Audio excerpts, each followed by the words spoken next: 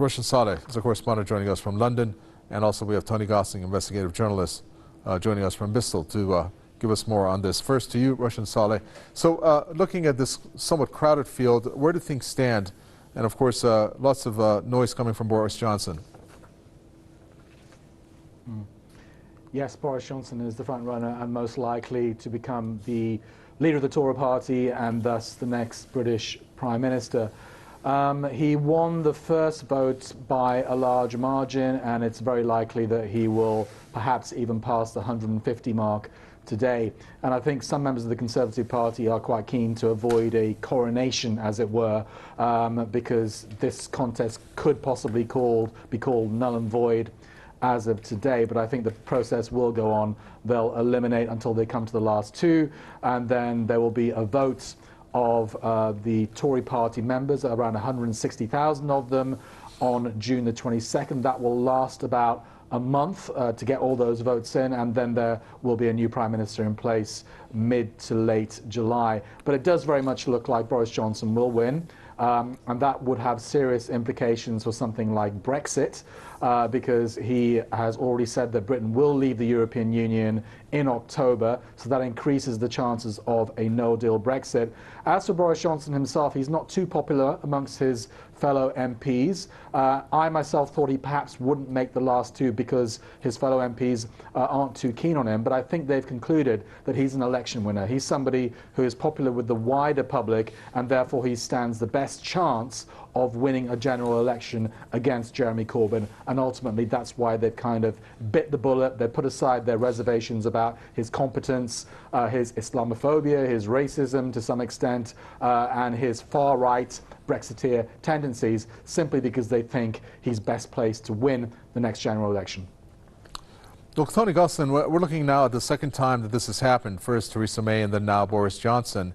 But really the popular vote is not was not behind Theresa May, and neither will it be if it were to be Boris Johnson. What about the notion of democracy here? Well, listen, this is not a general election, is it? This is the Tory party deciding who they want to carry things forward. But I'd just like to point out about Boris is the reason that many people are going for him within the Conservative MPs, the parliamentary party, is because he's already won an election. He won that election as the Mayor of London for the Tory party, and he stood as, carried on as Mayor. Some would say quite successfully. Certainly his PR was quite successful. The only thing is he won that election as a relative unknown. So, this is a decade or so ago, and now many people know much more about Boris Johnson. And so it's not necessarily going to be an easy thing for him to win a general election. And I think this is what the Tory party, as most parties do, is they pick someone they think is a winner at an election. And that's why I think they're going for him. But look, I mean, it was never going to be easy, this Brexit business. This is another stage towards actually carrying out what the British people called for back in 2016 in this referendum, which seems to be such a painful process. There's so many vested interests that want to keep us in a trade bloc, effectively a United States of Europe, now becoming a political and military union. And actually, it's not surprising that there's been so much trouble over Brexit, because Brexit sends a signal out to the whole of the rest of the 800 million or so Europeans, a potential stake in the heart of the European Union. And so that's why there's so much time and effort being spent by many of the people who've done so well out of the EU in trying to stop it here in the UK. So yes, definitely Boris number one.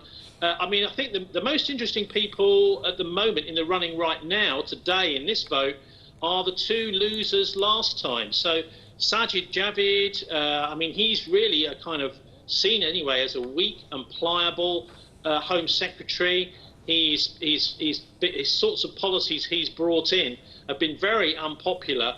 And for example, he's just signed the the extradition warrant for Julian Assange with even a question, even though Assange really hasn't committed any crimes under English law, apart from possibly breaking bail or contempt of court, possibly, but nothing really serious in order to extradite one of the world's most important journalists. So I don't think Sajid Javid is going to have any kind of real popularity in this, because he's one of those people that just does what he's told, and he doesn't have a lot of political sense.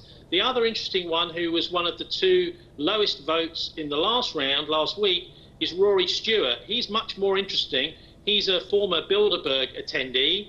He's also been outed by Craig Murray, the former ambassador to Uzbekistan, as working for MI6 when he was over in Afghanistan. He's a former military guy. But look, the trouble with Rory Stewart is he's now denied ever working for MI6. So there seems to be a massive contradiction right at the heart of his campaign. And he's one of the people who's actually campaigning to remain in the EU, which I don't think is going to curry much favour with the Tory voters. And Roshan Mohammed Saleh, before I let you go, what is the general feel you're getting from people in terms of who they perhaps stand behind, since obviously they want to get out of this quagmire that Brexit has caused? I mean, I think people on the street are just spectators. As you said, this is a kind of coronation in the Conservative Party, and the 300 plus Conservative Party MPs and the 160,000 plus Conservative Party members, but the wider public doesn't get to decide who the next Prime Minister will be. A bit like a few years ago when Theresa May was appointed Prime Minister before going on to do rather badly in a general election. So I think the public are just seeing this as a small elite bunch of white men, ultimately, standing as candidates, and a very small coterie of Conservative MPs and supporters electing who will be the next Prime Minister. But as I said before, I think from Jeremy Corbyn's point of view, I would have said a few weeks ago that he would be odds on to win the next general election. That's what the polls indicate. There is a desire for change in this country. The Conservatives have been in power for 9 years now. Usually the average electoral cycle of one party is around 10 years in power. So this country is ripe for change. But I think from Jeremy Corbyn's point of view, the candidate that he would least likely want to face in that general election would be Boris Johnson, simply because he's a good campaigner, the public like him. Also, scandal doesn't seem to stick to him. He's been proven to be a womanizer, he's proven to be a liar, he's proven to be a racist and Islamophobe. He's done outrageous things, yet he has this kind of bumbling Etonian kind of facade, and people tend to like him, and all the scandal doesn't seem to stick to him. And therefore, he is someone who would certainly pose a major threat to Jeremy Corbyn at the next general election. Thank you very much for that, Roshan Mohammed Saleh from London, and also Tony Gosling, thank you, investigative journalist there, talking to us from Bristol. And that does it for the News Review.